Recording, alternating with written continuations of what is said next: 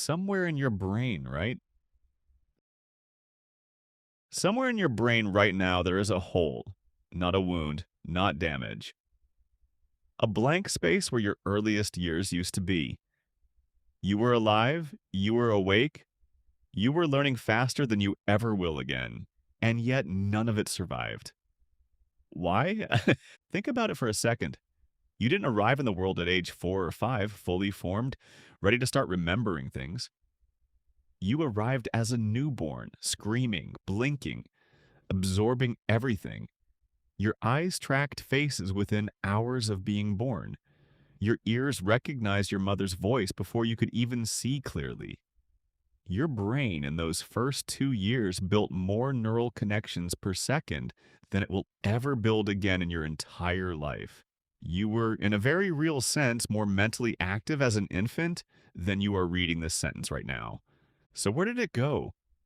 This gap has a name. Scientists call it infantile amnesia.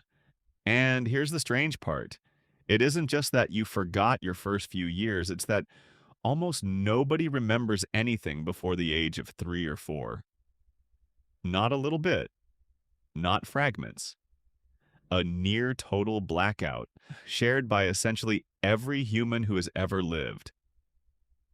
That's not normal forgetting. Normal forgetting is gradual. You lose details over months and years. But this is different. This is a wall, a hard cutoff, roughly the same age, in roughly every person, in every culture, on every continent. Something specific is happening in there, and it's not what most people assume. For a long time, the leading theory was simple. Babies just don't have the hardware yet. Their brains are too immature to store memories at all. Case closed, right? Except researchers kept finding evidence that didn't fit. Psychologist Carol Peterson spent years studying how children encode memories, and her work showed something unsettling. Young children can describe events from their past in vivid, accurate detail, and if you ask them soon enough. A 3-year-old can tell you exactly what happened at their birthday party last month. The memory is there, it's real, it's detailed. But come back and ask that same child the same question 2 or 3 years later, and it's gone. Not faded, gone as if it never happened at all. So the memories were being formed. They just weren't lasting. That single finding changed everything. This isn't a storage problem, it's a filing problem. Here's where it gets interesting. Your brain has a structure called the hippocampus, tucked deep in your temporal lobe. Think of it as the librarian of your mind. Every day, your brain generates an overwhelming flood of experience. Sounds, faces, smells, conversations. The hippocampus decides which of those experiences get converted into long-term memory and which get discarded as noise. In an adult brain, that librarian is fully trained, organized, efficient. In an infant brain, the library itself is still being built. Researcher Patricia Bauer, who has spent decades studying memory development in children, found that the hippocampus continues developing new neurons at an explosive rate throughout early childhood, a process called neurogenesis. And here's the twist. Those new neurons don't just add space to the shelves, they rewire the shelves that already exist. Imagine a construction crew tearing out and rebuilding a filing system while it's still in use. Every time new neurons get wired in, they disrupt the existing connections holding old memories together. The building never stops changing shape, so anything filed away too early simply gets lost in the renovation. This is why toddlers can remember something for a few weeks but not for years. Their library keeps getting rebuilt before the memory has a chance to become permanent. But there's a second piece to this puzzle, and it has nothing to do with neurons. It has to do with language.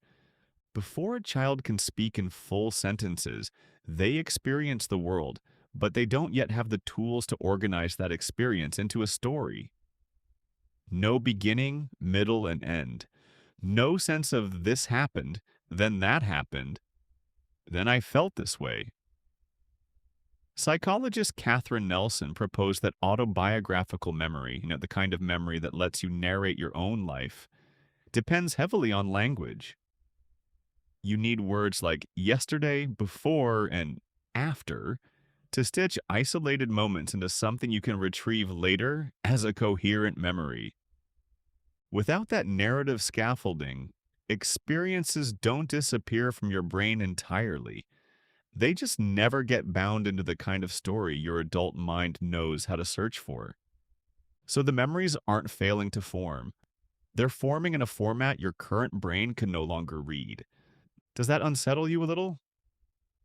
It should, because it means somewhere inside you, encoded in ways you'll never consciously access, is a version of you that existed before your earliest memory. A version that laughed, feared, loved, and reacted to the world, and left no trace you can retrieve. Here's where the story gets even stranger. If you think you remember something from before the age of 2 or 3, there's a good chance that memory isn't actually a memory at all. Psychologist Elizabeth Loftus, famous for her research into false memories, demonstrated something remarkable. Memories can be implanted, not through trickery or manipulation in the sinister sense, but simply through repeated storytelling.